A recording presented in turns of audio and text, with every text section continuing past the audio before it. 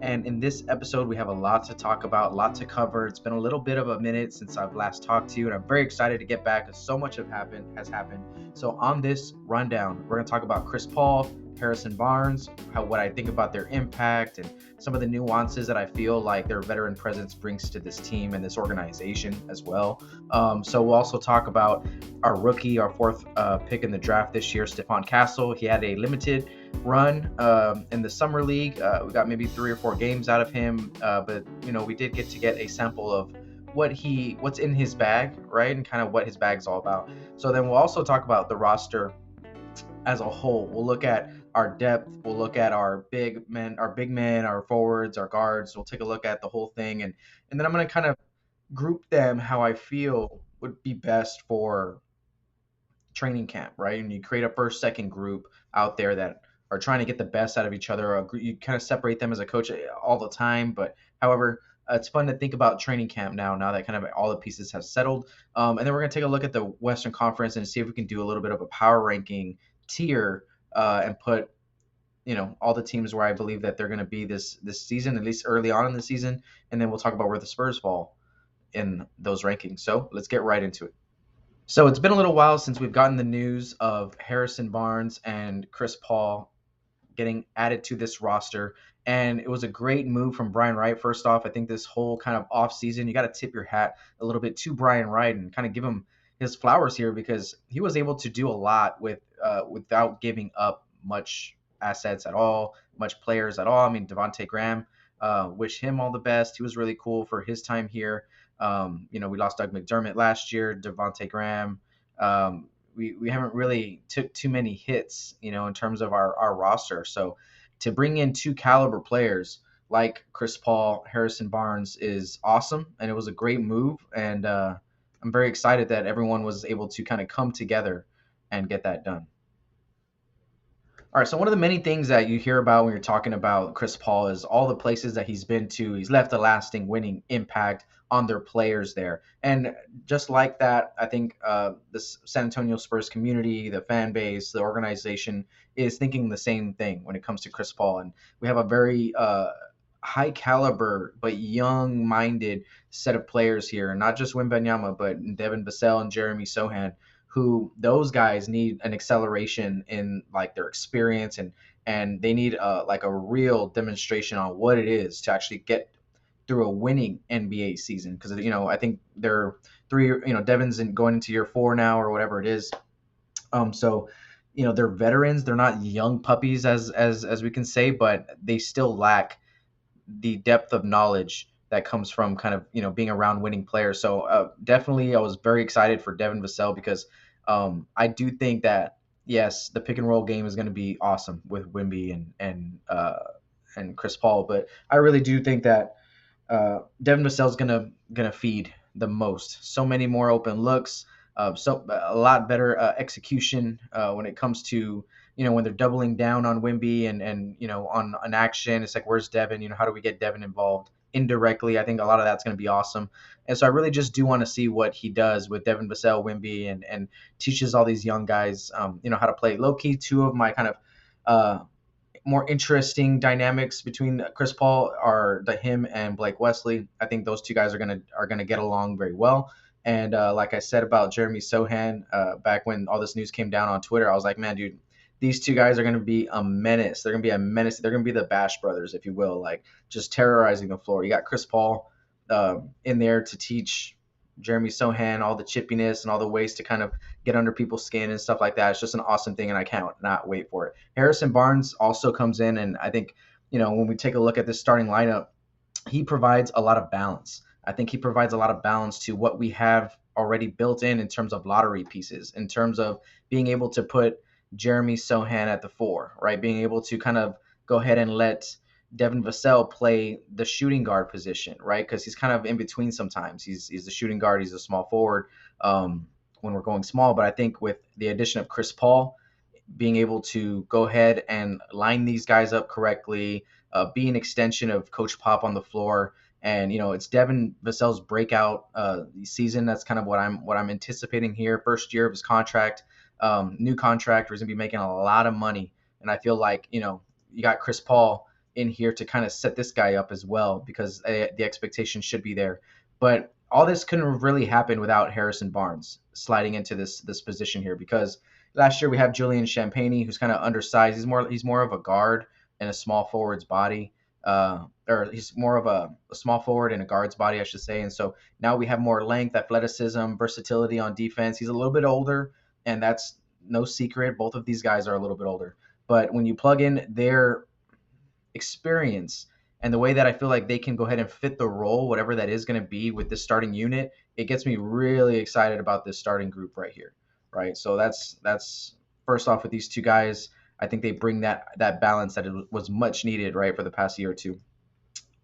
I also want to talk about Coach Pop. I think this is going to be like a shot of energy for this guy. I think he's going to have so much fun this season. He's going to have, he's the greatest coach in the NBA. Chris Paul is one of the greatest floor generals in the NBA. I just think when you put those two guys together in a war room and they're thinking about strategies on how to best, put some W's on the board or execute down the stretch, or what sub needs to come in or out, or what's working.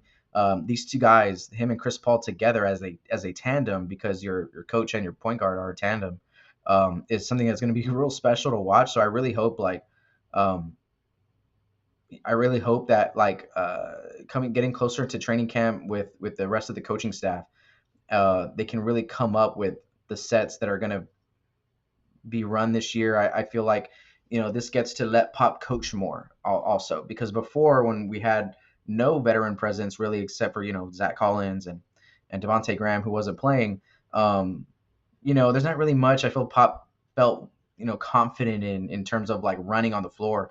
For the past two seasons, it's been a mess in the fourth quarter by design, and a lot of that has been because we're not running many sets. With Victor Wembanyama, we had to start putting them in. We have to start, figuring out where we can get him the ball and all that. But I think Coach Pop has really been like, man, dude, we can't even really execute in the fourth quarter, because you have to be prepared to do that. You have to go through it in practice. You have to go through it in training camp. You have to go over your late game scenarios and all that. And I don't feel like the Spurs really cared that much to do that last year, maybe even for the past few years. And I feel like now Coach Pop is like, okay, now I'm going to pull out, because that's we haven't really been seeing that, right, over the past few years. Like, we come out of a timeout, sideline out of bounds play, baseline out of bounds play, and we'd execute, and we'd be able to just run the crap out of the play and get exactly what we want. In big moments, we would be able to do that too. But for the past few years, 3 years or so, it's been more of just share the ball, move it, drive and kick, read and react type of offense. Which has been, I think, a strategic, move from the organization to kind of minimize their ceiling. But now with this group, with the experience, I mean, they can run a lot of these basic type of sets to get these guys going. And I'm really excited to see if this kind of lights a fire underneath Pop, and kind of, puts a hurricane in his mind in terms of like, dang, I got Chris Paul and Wemby first off, boom, right? And then you got, okay, dang, now let's get Devin Vassell feeding. Great, awesome. So now let's put Jeremy Sohan on their best player. Okay, great. Now we got Harrison Barnes to communicate, kind of be that glue guy, put it all together, hit open shots, all that stuff. To me, that's extremely exciting, and it's something to be messed with in the Western Conference. So I think that's kind of the other narrative with this is, how big of an addition does this help the Spurs? And we're going to get into that in a little while, but there's really two narratives out there, that it's kind of like a semi-tank move, that, they're not really going to do much in terms of helping them get wins. And then there's the other thought that, Chris Paul's a competitor, and Wembanyama is going to have just, another crazy season, another big leap, an all NBA type leap. And if he does that, well, then the wins are going to come. I mean, I don't think you can do that and still lose, 20 to 30 games, or only win 20 to 30 games. So that being said, I'm very excited about these two and what they're going to be able to bring to our group moving forward. So let's move forward. Let's talk a little bit about our rookie, Stephon Castle. Very excited to see what Stephon Castle was going to be able to do in this summer league, and wanted to see what the Spurs' plans were for him. He only got a short run in, but what the Spurs were doing with him throughout these games was very interesting. They were really putting him in a lot of different positions, and I think getting good little sample sizes of what he was able to do, but nothing was kind of greater than seeing him play in that first summer league game. 22 points, 5 rebounds, 4 assists. The Spurs were putting him in a lot of actions, both on ball, off ball, and he was equally as impressive in both of those situations. He did get a couple opportunities in transition, to kind of show off his playmaking dynamic, his IQ there, his ability to find the easy guy on the break. He was able to attack the big men whenever they were in drop coverage. I think that was something that was pretty awesome to see. Is that every time that big was sinking, he was going downhill, heading to the rim to put a move on him and to try to finish at the rim. The mid-range game looks solid. A couple of shots there that just kind of didn't look as confident, but I mean, I would chalk that up to legs being under you and just it was his first game in Vegas and all that. So some of his shots you don't really mind seeing him go in or not. You're just trying to look at the quality of the look that he's trying to get, and I think the quality of his looks were very impressive. Now, I think what this kind of does is it lets me think about his season next year a little bit, and it gives me a little bit of clay to play with here and trying to figure out what his role is. And I think that one of the main things that I'm seeing when I saw him play was that he has this winning mentality. Like, he's very unselfish. I think he's playing to win the basketball game. He's not playing to shine. He's not playing to, get 20, 30 points. He's not playing to take as many shots as he can. I think he's truly trying to win and orchestrate a basketball game, which shows that IQ like through the roof, right? He has a very IQ, unselfish, means he's a great teammate, all that stuff, and he's under control. He's under control at both ends of the floor. So I like what I saw on defense. I like what I saw on offense with the ball in his hands and out of his hands. I think when the ball is not in his hands, it's good to also look at what are his tendencies, what is he trying to do, where is he trying to be impactful, is he trying to rebound, cut off ball, get someone else open, side screen, or whatever it is. You want to see kind of that IQ come in, where he's not just a with the ball type guy, and he's not. He has a great control, a great IQ.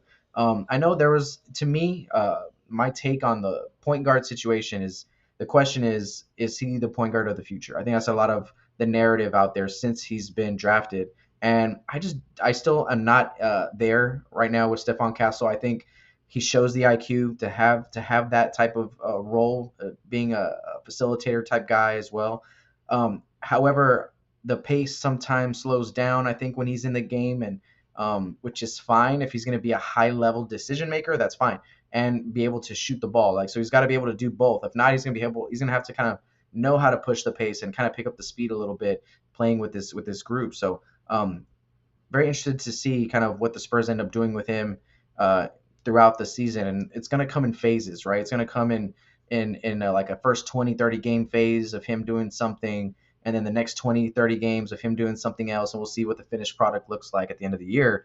But I do feel like he's with this roster that we have, he's set for a really nice he's set in a really nice position here at that small forward spot or that shooting guard spot. And I thought he was going to be starting for until Harrison Barnes kind of came into the picture. And I don't know if maybe bringing Harrison Barnes off the bench is something that the Spurs are willing to do, but one of the reasons that might happen would be because Stephon Castle just shows during training camp that he's that good. But the Spurs don't push the gas pedal to the floor like that. So I think in year one, we got to be slow and steady. We got to understand that he's going to be coming off the bench, 6th, 7th guy. What we're hoping is that he can be in that rotation consistently throughout the whole season, that 7th, 8th guy off the bench. Maybe some nights he's the first guy off the bench, just depending on how it goes. But I really would like to see him be a super sub, right? What I mean by that is, like, he will sub for Chris Paul if he's out, or he will sub for Devin if he's out. He will sub for Harrison Barnes if he's out. Like, I would like him to be that first guy into that starting lineup, instead of, bringing in like a Trey Jones for Chris Paul or a Blake or something like that. You know what I mean? So I would like him to kind of be that starter, de facto starter, and keep that bench unit intact. So his responsibility this year, it's pretty simple. It's just come off the bench, bring that spark, bring that energy, that tenacity, show that you can defend in this league, show that you have that those comps to Drew Holiday and Derek White and Shea Gilgeous-Alexander, all those are accurate defensively first, because we can just work, like, in long-term plans, thinking of his first year, focus the first 20 or 30 games on just understanding the defense, what we're doing as a team, what his responsibility is individually, and how capable is he as an individual defender against some of the top players in the league. I think that's a great way to start your career. Impact by applying that pressure when you come in, switch things up, keep the defense on their heels, try to dominate that second unit. I think that's kind of That's going to be his role so far. So let me know in the comments if you agree or disagree with my take on Stephon Castle and his rookie season. So let's take a step back now that the dust has all settled and try to see if we can analyze this roster from top down. The last couple of moves that have been done have been the bringing back of Charles Bassey and Mamu Kelishvili, which was awesome to see how the Spurs maneuvered throughout this whole free agency period. And they had to restructure their deals, so they did have to like let them go, but they were like, "Hey, we're gonna bring you back if they're cool with it," and they were. And it was just a really cool thing to see, like Julian Champagny, Mamu, and Charles Bassey be able to kind of work themselves into staying with this group financially and contract wise, and works out for them. It gives them some more money up front, less guaranteed, less of a non-guaranteed deal, more of a guaranteed deal, and it gives the Spurs flexibility, right? Still in their roster configuration moving forward. So I think it's a win-win. So let's take a look at the roster and see what we can put together here in terms of training camp lineups, right? So first, let's take a look at the ball handlers. These are your 3 point guards, right? Chris Paul obviously is going to come in here and set the tone in training camp, have those player meetings, have those player dinners, talk about, what he's all about, and you hope that everybody's all ears. Now, I think Trey Jones is in a great spot to flourish in his natural environment, if you will. I think being a backup point guard, I would say he's arguably a top 10 backup point guard in the league right now. Like he can just push the pace. He knows how to take over games in terms of like finding the player who's hot, getting the wide open guy, going, pushing the defense, and his speed is off the charts. And he's been taking nothing but jumps in his development, and I would expect to kind of see another one here going into a contract year, which is a big time deal for him, moving forward. Then we also get someone who I'm very high on, Blake Wesley, especially at point. And I would love to see those first few days in training camp where you're seeing Blake Wesley guard Chris Paul, uh, full court in training camp and all that. I'm pretty sure that that's going to click between them two.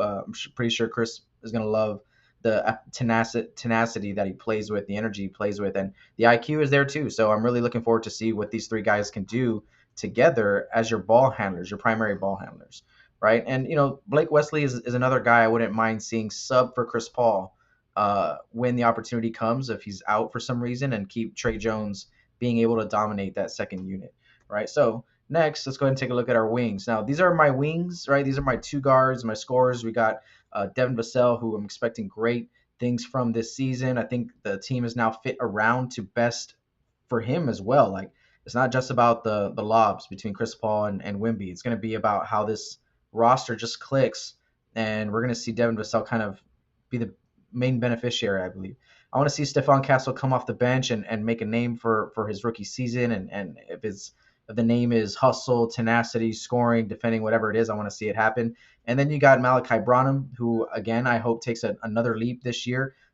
His sophomore season had more ups and downs, but what the skill set is there for Malachi, and there's always going to be a place for a shooter, someone who can space the floor, create their own shot, keep the floor balanced. I think Malachi's IQ is also pretty high up there in terms of knowing how to play off ball. I think he can put on a master class on how to space the floor, when to cut, when to move to the other side, when to set a screen for somebody else, and knowing when it's time for him to get his shot off. So I'm very high on Malachi this season. And then we also have Julian Champagny, who I think did an awesome job last season at your starting 3.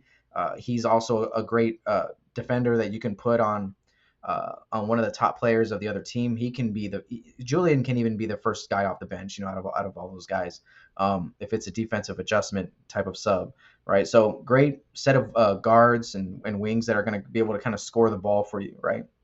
Now let's go ahead and take a look at our forward position. Now this is kind of where we kind of struggle depth wise, and only because half of these guys are in your starting unit, right? And you get let me see, why am I keep doing that? You get Harrison Barnes, you're going to get Jeremy Sohan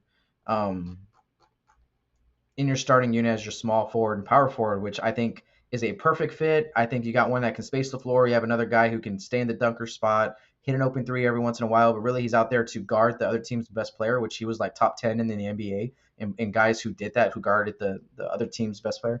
So that leaves KJ and Mamu for me coming off the bench. There is more of depth here if you want to talk about CD Sissoko and Harrison Ingram, but I'm kind of leaving them off the depth chart at this point. At least when we're talking about like our main 15 guy or roster, our main roster. So KJ, I would love to see him just kind of do what he does. If he can get better in his percentages on the fringes, on the margins, and be able to kind of tap into whatever the second unit needs.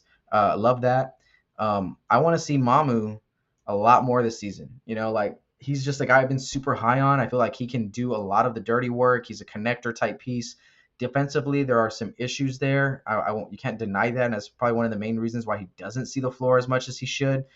Because offensively, IQ wise, getting out in transition, making the right play, hitting the right shot, making that hockey assist, like that's Mamu all day, all day. So I want to see him play more. I would like to see him play also a lot more with Chris Paul. I feel like you get Chris Paul out there with a unit of like Mamu, Jeremy Sohan, Malachi, and Wimby or something like that. Like it's just gonna work, right? It's just gonna work. So Mamu, very looking forward to seeing him this season. Now we can go ahead and look at our big man depth. And obviously, this is another area that we're kind of hoping to address in the near future in a couple different ways. Like, obviously, we got the big man down here. We got Wimby putting the whole thing together, looking for an All NBA campaign of a season, looking for a huge jump here from year one to year two. But then, our next two guys are Zach Collins and Charles Bassey. And I love both of these guys. Last year, if you watch my channel, I was always talking preseason. I was always talking about, man, I just feel like Charles Bassey and Wembanyama is gonna work. You put those two guys on the floor and think good things are gonna happen. Just possessions are gonna end, rebounds are not gonna be missed, and protecting that rim is gonna be at a premium with those two guys on the floor, Bassey and Wimby. But then Bassey got hurt. We didn't get to see it really much at all. But that's one of the main things that I'm looking forward to this season. And moving forward and throughout the next year or two, we'll see kind of how important having depth is there for when Wimby gets off the floor, right? I think that's one of those things that we need rim protection still. When Wimby's not on the floor, we can't have such a huge drop off. So going into training camp, I want to see a first group against the second group that's going to push each other every single day and get after it. So as a coaching staff, you get your white, your guys in your white jerseys, your guys in your black jerseys or whatever, right? Whatever color it is. And in your first group, you put your starting five out there, and I would put Trey Jones, KJ, and Mamu, like those eight guys. Those are the eight guys that are going to be subbing in for each other, playing with each other for the most part. And then I want to see that second group of Blake, Castle, Branham, Champagne, Collins, Bassey. Collins and Bassey need to be on the second group together and to make Wimby work as hard as possible because he needs to get pushed every single day in practice, and he needs bodies to do that for him. And then you get CD Sissoko and Harrison Ingram to kind of come in here and push guys like KJ, Jeremy, and Harrison, make their jobs hard, making sure that these guys are being tested and pushed throughout training camp. So I would love to see these two groups kind of just go at it. Now, just know also like in training camp, it's 2 weeks long. Plenty of times, like do these groups change? You know what I mean? Like that you might put Castle up there, move KJ down, or you might move Mamu down, move up Champagne or whatever it is throughout your training camps. But man, those are the battles that set the tone for how you're going to play this year, how competitive you guys believe you can be, and all that. And I want to see that get maximized throughout training camp. So when we're talking about this roster, there's a couple of holes in there in our depth, but I think there's also some pieces in there that can really make this thing work. And just depending on how strong your 8 or 9 man rotation is, that'll determine kind of how many win. Actually, like in a regular season, you need like 10 to 12 deep. I'm not gonna lie. Like you want to win as many games as you can throughout the regular season. You need shooting, you need depth, and you need execution down the stretch in these close fourth quarter games that you're going to be in throughout the whole year. You got to be able to win those. And so I feel like with this group compared to last year's group, we're going to have the capability to win close games, and I think that's a swing factor too. Like in talking about how many wins can this team actually put together, which is what we're going to talk about right now as we're talking about the power rankings in the Western Conference.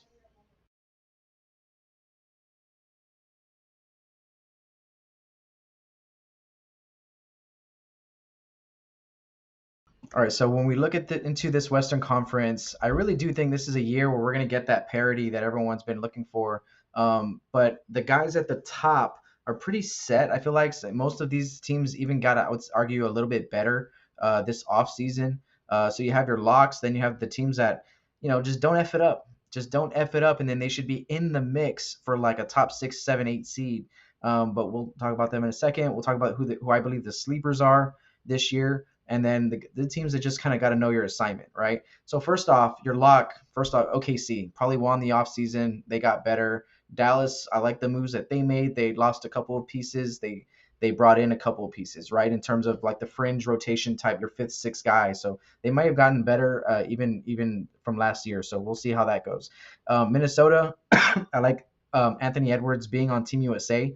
I love kind of like I've always liked that young player on Team USA who has a run and then comes in the next NBA season and just kind of takes another leap.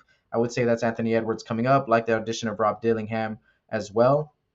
Boyan Bogdan, no, the guy, I'm blanking on the name. The guy from Australia. They've got another couple pieces there. Their sixth, seventh, eighth guy as well. They're looking to improve there. Now the Denver Nuggets. Who knows, man? Who knows if like Russell Westbrook on this team is just gonna like work, like it's just gonna turn that car on again? Because I would say that they've slipped a little bit by losing some of their main pieces. Right? They've lost KCP this offseason. They lost Bruce Brown 2 years ago. And I feel like if they can figure that out and get their young players to step up a little bit because they haven't really been making any additions, it's just that you still have your core there. Your Jokic, Murray, Michael Porter Jr., Aaron Gordon, and then it's just kind of like who that fifth, sixth, seventh guy is. And I think they're working on it. So I would still say that they're going to win a crap ton of games this year. Now, don't F it up, Sacramento. Like DeMar DeRozan and De'Aaron Fox is a clutch dream, right? As long as you're in these games, which you should be throughout the regular season, you should be getting blown out that much throughout the regular season. I can see Sacramento even being like a top 3 seed, maybe even winning the Western Conference for 2 or 3 weeks at a time throughout the first half of the season, just winning all these games. Now, it's up to them to finally make it their year to get in. I think DeMar DeRozan wants it. I think he's hungry. I think everyone else is hungry as well. And I think it's a great fit for everyone involved. So I'm looking forward to see what Sacramento does throughout the regular season. Don't F it up, Ja Morant. Just be smart. Just be smart. Everyone wants to see you play. Everyone wants to see how good the Grizzlies can be. So don't F it up. Get Zach Edey involved. That put Jaren Jackson in his rightful position as well, fit wise with that starting unit. So we'll see. Don't F it up. Houston, as long as they don't have like some inner turmoil where now that the young guys are probably the best guys on the squad, like Coach Udoka's got to be okay with that and figure out a way to maximize that and not rely so much on his veterans because guys like Alfred Şengün, um, uh, uh, Green, Jalen Green, and Smith, like those guys need the ball. Like those guys need to grow up and take that next step. And I feel like why not this year? Obviously, with the Phoenix Suns, I'm a believer in Mike Budenholzer, and I'm always going to be cheering for Mike Budenholzer no matter where he's at. I think he's that good of a coach, and I think obviously the talent is here. So as long as Coach Bud can kind of cook something up, look for Kevin Durant and Devin Booker and Bradley Beal to actually work next season. And if they do, they can be a top 4, top 5 seed, I believe, in the Western Conference. Then you have the New Orleans Pelicans, who are kind of like I almost wanted to put them in the sleeper category, but I feel like they're moving the right pieces around in that organization right now. They got rid of a couple guys. They're still trying to move Ingram. They brought in Murray. I feel like Murray's going to kind of ground a couple of these young players like Herb Jones and those guys. And I feel like defensively they should be pretty good. And maybe this is Zion's year when we've all been waiting on it for about 4 or 5 years already. So we want to see Zion have a good season, and health is one of those main things for them as well. So I actually feel like New Orleans, if they put it together, they can make a jump to be a 6, 7, 8 seed lock. You know what I mean? Like where they can maybe even keep themselves out of the play-in territory even. But they got to win games, and DeJounte should help with that as well. Now, so this is what looks different. These two tiers, right? Like, wait a minute, there's no LeBron. Wait a minute, what about Wemby? Wait a minute, you haven't even talked about Curry yet, and he's doing awesome right now in the Team USA exhibition games. And what about Kawhi?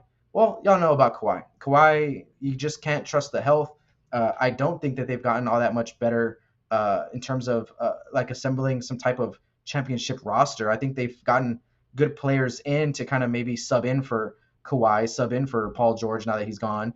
Like, there's these fringe type guys, like 8, 9 best player guys on your roster. And so I don't really feel like it's the Clippers' year, which is unfortunate because they're going to be playing in that awesome arena. But hey, Kawhi comes out, has an MVP season, you know that they're something to be messed with.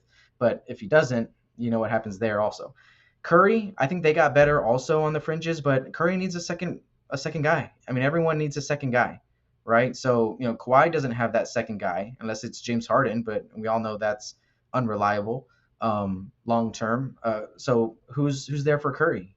Wiggins, Draymond Green, Buddy Hield, like Kyle Anderson. Like I love those guys, but I mean, dude, like Curry goes down, Kawhi goes down, it's over, right? Now, the Spurs need to stay healthy as well. And we're looking more of like, hey, man, if the Spurs can be in the play in mix, that's a huge improvement and looking like a win for the Spurs season, right? So they're your sleeper team in terms of like, if health works out for them and Chris Paul is able to play most of his games, Wemby stays healthy, Devin stays healthy, Harrison Barnes stays healthy.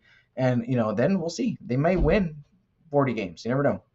The Lakers, I'm willing to give JJ a chance with this group. I think they've made a couple of moves here.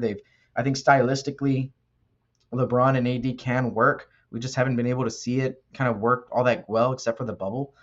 So sleeper, you never know. Maybe LeBron comes out and has a great season playing next to, or seeing that his son is there, maybe on the bench. And I want to see AD have another good year like he did last year. Know your assignment, Utah Jazz. Obviously, they're working on a Lauri Markkanen trade. That's one of the main other pieces that is still kind of lingering out there this offseason, and probably nothing will happen until the extension date comes, and either he signs an extension, so he's tradable now with the extension, or they wait until maybe later on in the season to trade him before the trade deadline, so he doesn't just walk in free agency. But Lauri Markkanen from the Utah Jazz, I like the fit with San Antonio. Really not willing to give up much in terms of player personnel. I would give up picks for him, but I don't live in that world. Whoever's in that office with Brian Wright, R.C. Buford, Coach Pop talking about trade scenarios for Lauri Markkanen, I would love to be a fly on that wall too because it makes sense. It makes you a playoff team, but is that something you do to speed up a process? Because the Spurs don't do that. They don't put that gas pedal down, like we said. And know your assignment, Portland. Try to get another couple of good draft picks over the next couple of years, and then you should be good. So that's the Western Conference. That's the power rankings, and that's kind of where I see these teams kind of falling to. Thank you guys for watching Beyond the Arc. Leave a comment down below. Let me know what you guys think about Stephon Castle, our roster, your expectations for Chris Paul and Harrison Barnes, and then let me know what you guys think about those power rankings and if you guys agree with me or not. So thank you guys for watching. I've been Coach Rob Trejo Jr., and I'll catch you guys on the next episode. Go Team USA.